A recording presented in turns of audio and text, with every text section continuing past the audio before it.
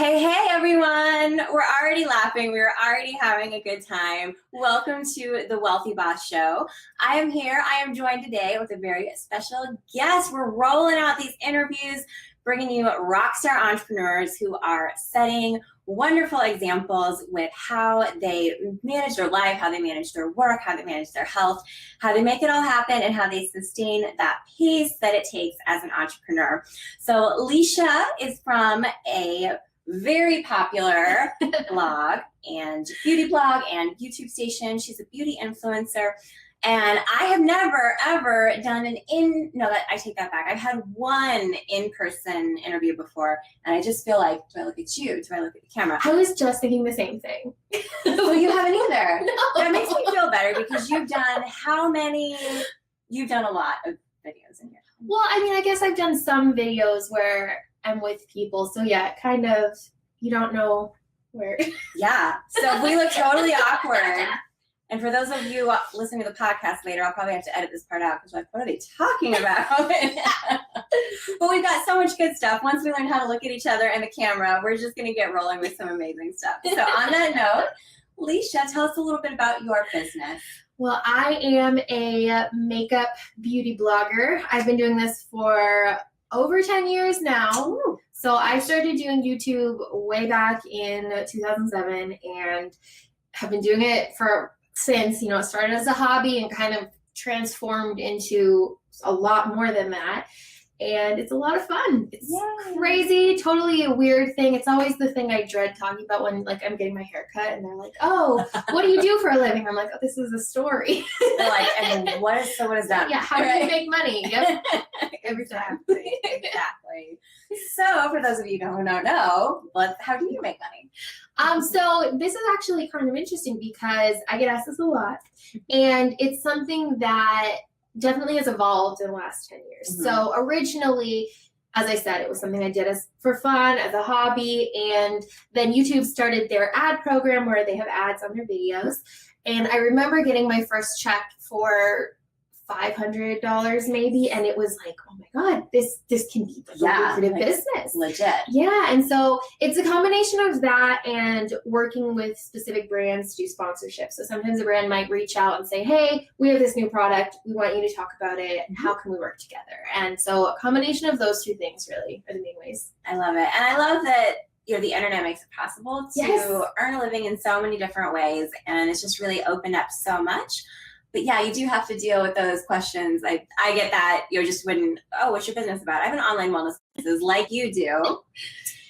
So with that means you're very visible. You have, I think 500,000 subscribers on YouTube. You have so many views on your channel. So with that comes obviously a lot of pressure, a lot of just being in the limelight, being in the spotlight. Yep. And I would think especially even being in the beauty space, but no matter what, when you've got that many people following you, you're in the public eye, then you're always running the risk of opening yourself up to negativity, especially in that online space where it's really easy to be snarky when people don't have much to do with their time. So I'd love to hear a little bit about what that has been, if you've had to deal with negativity, within your influence and within your brand, how you deal with that, how you overcome that personally, and how you don't let that hold you back from really pursuing this wonderful business. Yes, there is a lot of negativity, especially on YouTube. It's everywhere. And, in the beginning, I remember it really bothered me. It was something that I took personal, and I would get really upset if Bobby Joe 241 said he didn't like my hair color.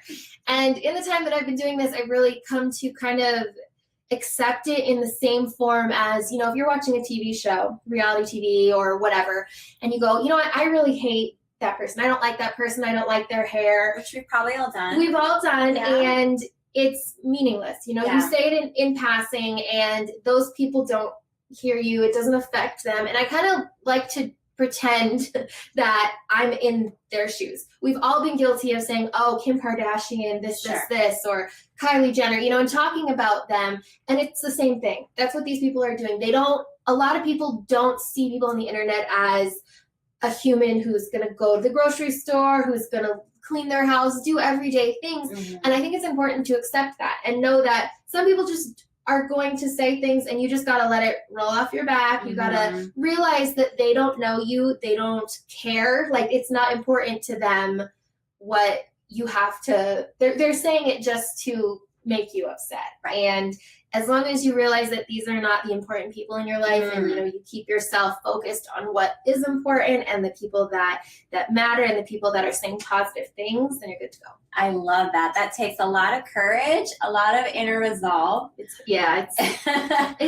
takes a while to build up to that, right. But it is just, as long as you have that in the back of your head, that what these people are saying, only give, what is that saying where it's don't rent them space in your head, or right. that, right. yeah, I can't remember what it actually is, but you give them that space. So just keep them out of your head and out of sight, out of mind.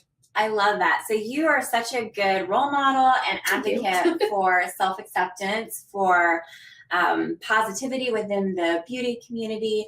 Tell me a little bit more about why that's become so important to you, and kind of how that plays out in the way that you deliver beauty to the world.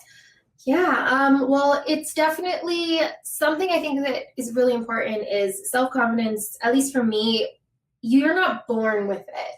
A lot of people see confident people and they think, how do I get like that? Despite what Maybelline says. Spoiler alert, it is Maybelline. She's not born with it.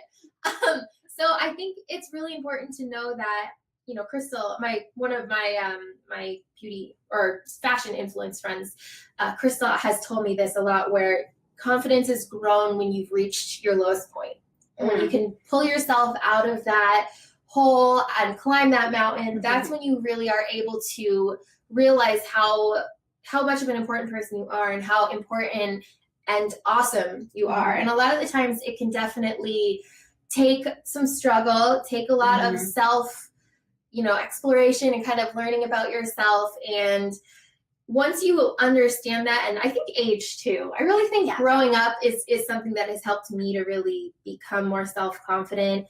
I know I have a 3-year-old, and I definitely struggled with postpartum depression. This is something that I try and be really open with, because I was never a depressed person before. I was always very happy, very happy-go-lucky, and didn't really, carefree.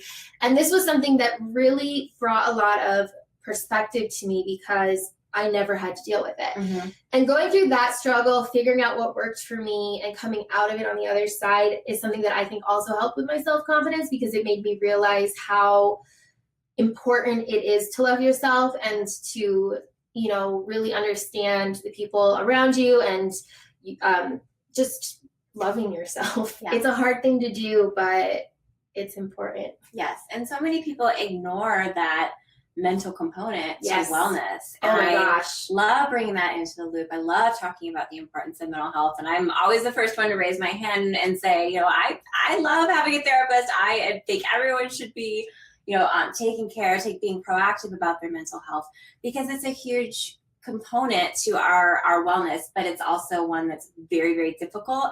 I think especially for people like us who are high achievers, who want to be seen in this perfect light and life is all roses, and we have our, this perfect world that we've created for ourselves, and we have, the filters on our picture. I can remember the time when I first started doing videos, which is not as long ago as you. I started doing videos about 3 years ago, and I was so painfully awkward and obsessed with them being perfect, and with them, not stumbling. This was before live video came out, and every time I would mess up, I would re-edit it. And it just takes, like you said, doing it and being uncomfortable and being imperfect to learn to kind of embrace that. And now I'll hop on Facebook Lives, obviously, like this. And I was like scratching my nose during the middle of a Facebook Live once. So I was like, it's probably a little too casual. But again, testament, you got to be yourself, and you got to become comfortable with being imperfect, or just letting the real you and the ups and downs shine through. Speaking of ups and downs, you've been doing your business for 10 years. And any entrepreneur knows that to have a successful business, to sustain it over time, you're going to go through a lot of ups and downs. Most people do. I would love to hear a little bit about some of the challenges that you've had in your business and how you kept your mojo going to really pursue this dream. Yeah, well, like I was just talking about my postpartum depression, I think that was a big one, because it was really hard to even do my beauty stuff. I didn't want to put makeup on. I didn't want to be in front of a camera because I was struggling so much mentally that putting on that happy face was really hard. Yeah. And just like you were just talking about mental health, I can't stress that enough. Like I said, I used to be one of the people who, I don't want to say I was as bad as people that are like, oh, you're depressed? Well, why don't you just go take a walk? Like, I wasn't that bad, but I definitely didn't understand it. And I've come to realize that it's something that it's very challenging to understand having mental health issues because for a lot of people, unless you go through them, because you don't see it. You know, it's not like a cold and you don't see the symptoms of it. So once I, accepted, that I needed to get help, talk to a therapist, go to a doctor, that was the biggest thing for me. Really admitting to myself, that I was dealing with the social, what do they call it? The social things that mental health has. Yeah. And once I realized that it's all just a bunch of just crap, essentially, and that all of it is just nonsense, it's so much better. So I think that really was my biggest struggle. And talking to my family, talking to my husband, and just, even though I was scared to admit that I needed to, deal with it, once I finally just said, you know what, I can't do this on my own. I need help. It was so much better. It made me realize how silly these like social things are with it. And I think that was my biggest issue. Yeah. And it helped you once you took that step for your health and well-being, then I'm sure that had a big payoff back in your business. Yes. Right? Can you talk a little bit Absolutely. about that? Well, I mean, it gave me the motivation to want to talk to my audience and really tell them my story. And it made me realize, for one, I've done a couple of videos on my channel, even though it's unrelated to my beauty aspect. I've talked about going through postpartum, and the response amazes me because there are so many women out there who also deal with it and who also go, oh my God, I didn't even realize that I have this, that I feel this way. And so many girls have told me that they've gone and talked to a therapist, gone and gotten help. And it makes me feel so good. Just knowing that just opening up and just talking about it, just saying you're not alone. Like, I also have dealt with these problems, these issues, has really helped. But I think, once I dealt with all of that, I've just had so much more motivation. The creativity is back. Awesome. There's so many aspects that it's just so important to deal with that in order to be able to focus on your business. Yes, I couldn't agree more. That's really, really good.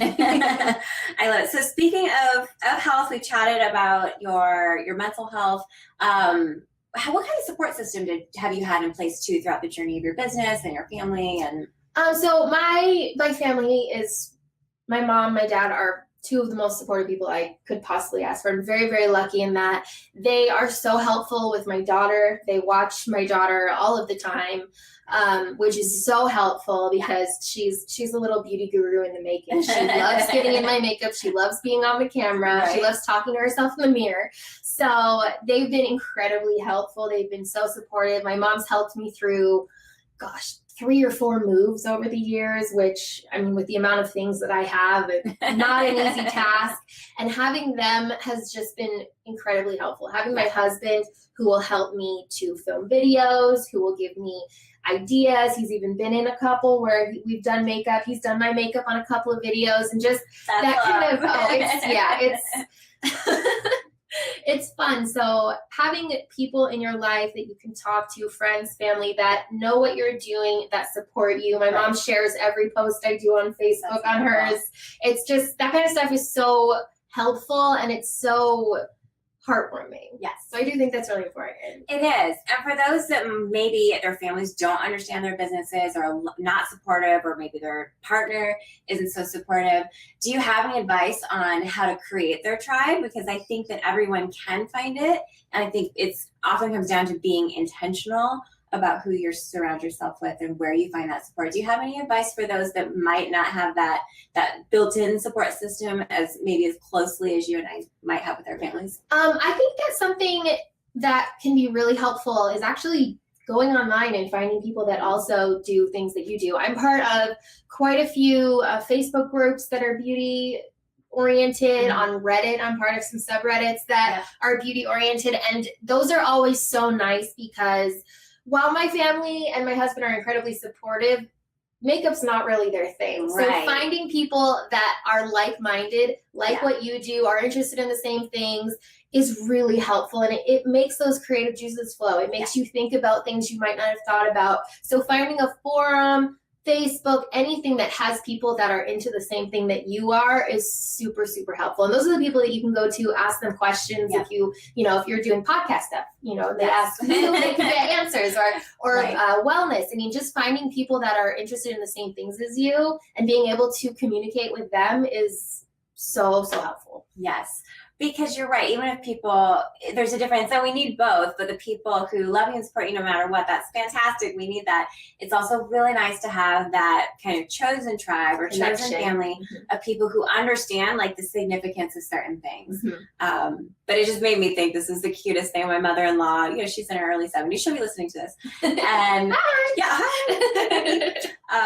she said, I had a launch, I think, a couple weeks ago. Maybe I think I was talking about that, or maybe it was about the podcast, something related to my business. And she goes, I have no idea what you're doing, but I just love it. Aww. Which just was so cute. It reminded me of that. But at the same time, it is nice when you have that support, when you can say it, go in and say, whether it's, hey, I'm at my first sale, or hey, I launched my first podcast episode, or I had my first negative comment. It's nice to be able to have that tribe with you that can relate and support. Absolutely. And then they can also, they listen to your podcast and go, oh my gosh, I really like this. And then offer that constructive criticism, offer that feedback that, if your mother-in-law's listening, she's like, this sounds great. But then somebody that understands it might go, oh, try having your mic over here. And that is so necessary to have that, to someone to be able to tell you things that are specifically related. You have them understand. Yeah, this is super important. You also are a very great role model when it comes to personal health. So I love talking about personal health, obviously, as a personal fitness trainer and yoga instructor, and that was what my business is built around, is helping people improve their healthy habits. I love connecting entrepreneurs with other entrepreneurs who are investing in their health and recognize that plays into their success. They don't, it's not one or the other. It's not your business or your health. We've chatted about that a little bit in regards to your mental health. So for those of you who don't know, my day job is in running a Pilates studio. So Leesha and I actually met through my day job because she was doing some publicity work for our Pilates, and she's recently fallen in love with Pilates, or re-fallen in love. I think you had practiced it a bit before. I thought I had practiced, but no, I'm learning. So I'd love to hear a little bit about your personal health routine and Pilates and what you do to take care of your physical health, and how that relates, how that ties back into your productivity and how you bring your best self to your business. Yeah, so I'll be honest with you. My whole health story has really been a lot of this. Most people are.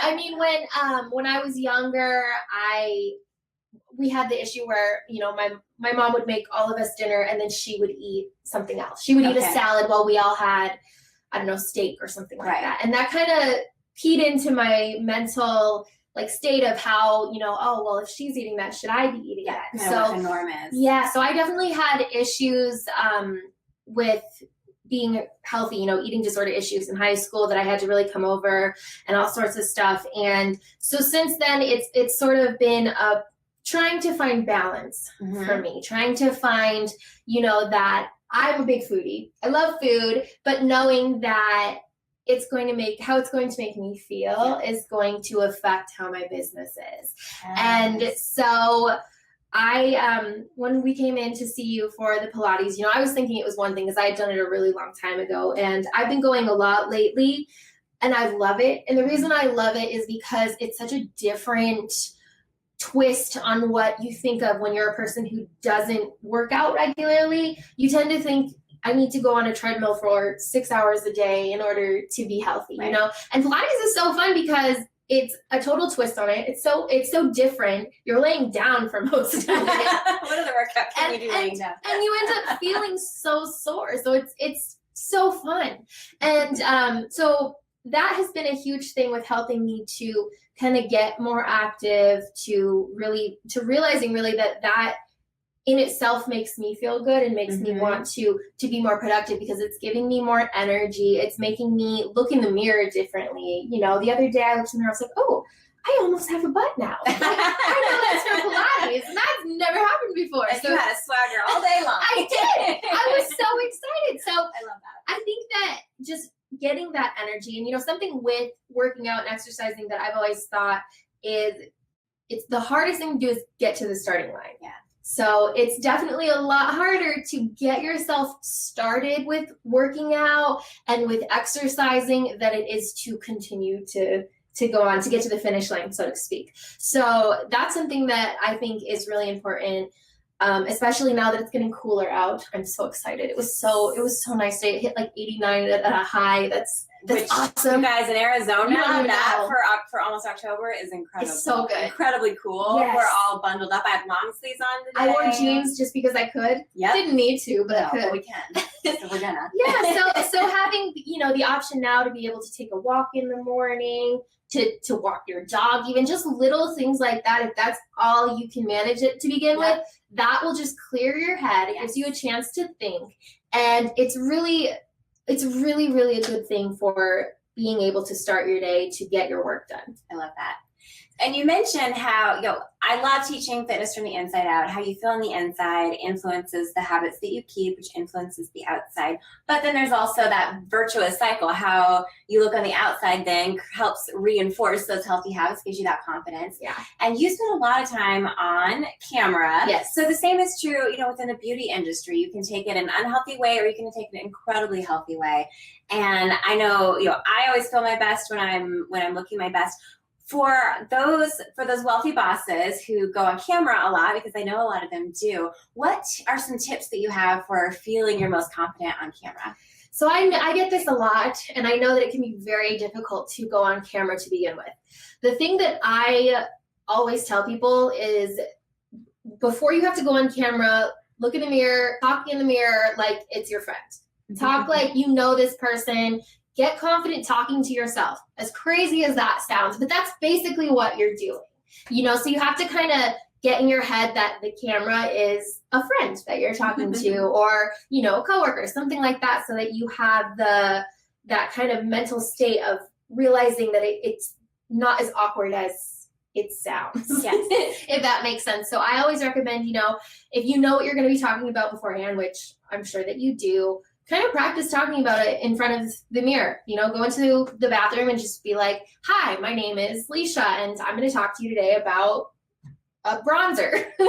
And just have an idea of what you're going to say, but just have that just thought process of thinking, I know this person. It's just like you're talking to yourself or you're talking to your friend. And I think that really is what has made it easy for me. Yeah. That's great. Before we wrap up, I'd like to ask one final question. And this podcast is dedicated to all things self-care for entrepreneurs. How do you define self-care? That's a good question.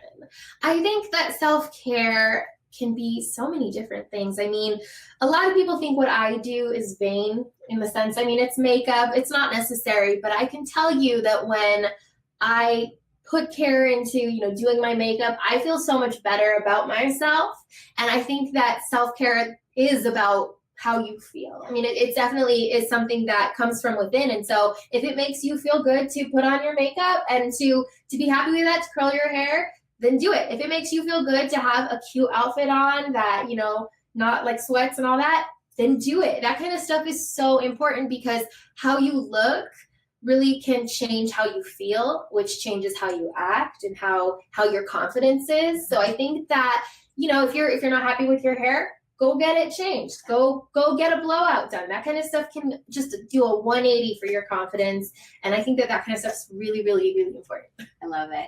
Thank you so much. Leesha, Yes. Tell us where people can find you. So you can find me on YouTube, Instagram, Facebook, Twitter under xSparkage. They're all the same. And then my blog is xSparkage.com. Thank you so much. Have Thank a good you. night. Bye.